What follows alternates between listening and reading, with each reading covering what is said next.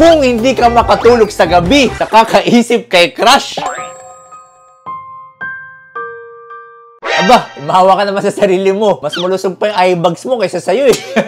Ito ang mga bagay na hindi dapat ginagawa bago matulog. First, dinadala yung trabaho sa kama. Okay lang naman po maging masipag para sa kinabukasan. Pero kung dadali natin yung mga papeles, yung mga laptop, yung mga kailangan nating pirmahan sa kama, eh nakaka-disrupt po ng pagtulog yan. Na-associate po umpisa pa lang eh.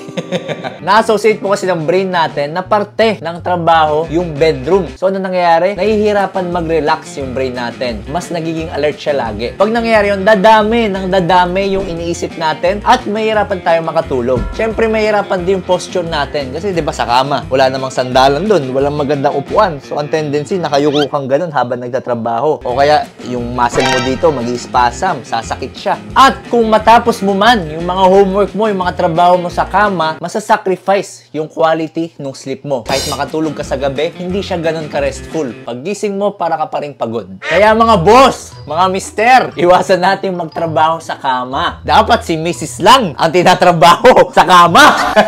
Next, huwag kakain ng sobrang dami bago matulog. Ideally, dapat nare-relax na yung katawan natin bago matulog. Pero dahil kumain ka ng marami ngayong gabi, magiging active na naman yung sikmura natin na pwede maka-apekto sa sleeping pattern natin. Siyempre, pag marami kang kinain, binibigyan mo ng extra trabaho yung bituka mo para tunawin yung mga pagkain na yon na nagre-resulta sa pagbaba ng relaxation ng katawan. Iwasan po natin to, no? Lalo na yung sa mga kumakain ng mga prito, matatabang pagkain, yung medyo matatamis na pagkain bago matulog. Isa lang ang dapat kinakain bago matulog.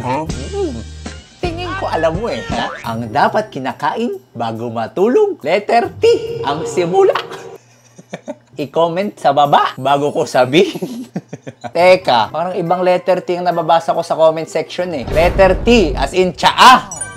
Mayaman po kasi sa flavonoids ang tsaa. Dok, ano yung flavonoids? Ito yung mga compound na nakukuha sa gulay at sa prutas na sobrang yaman sa antioxidants. Remember, yung mga antioxidants, nababawasan yan yung stress ng katawan mo, pati yung inflammation. Also, yung mga tsaa ay mayaman sa polyphenols. Dok, ano yung polyphenols?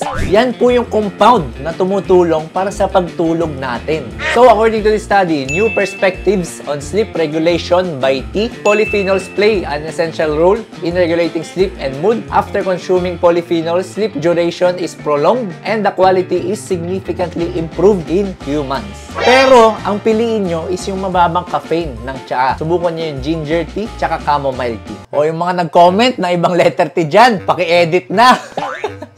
Mabablock na tayo ng Facebook nito eh. Next, mag-exercise. Napakarami pong benefits ng pag-exercise. Pero, kung gagawin mo to bago ka matulog, pwedeng masira yung pagtulog nyo. Siyempre, pag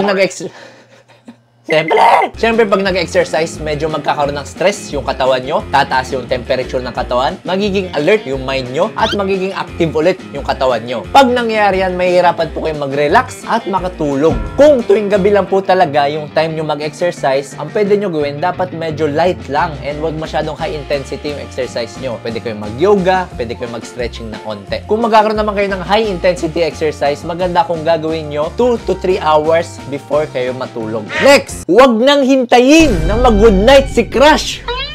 Tanggalin ang cellphone, tanggalin ang gadget, patayin ang TV. Ito, madalas ko na rin nasasabi sa inyo na merong blue light yung mga gadget natin, yung mga phone natin. Na kapag tumama yun sa mata natin, nagiging alert yung brain natin, naapektuhan yung circadian rhythm. Again, yung circadian rhythm, yan yung nagdidikta sa katawan natin kung kailan tayo dapat magising, kung kailan tayo dapat matulog. So kung naapektuhan yan, of course, mahihirapan din yung katawan natin na makatulog. Last, para sa mag-asawa, huwag matutulog ng may galit sa isa't isa. Kaya mga boss, pag nakita nyong malungkot si Mrs., yakapin siya, kunin yung kamay niya at lagyan ng pera.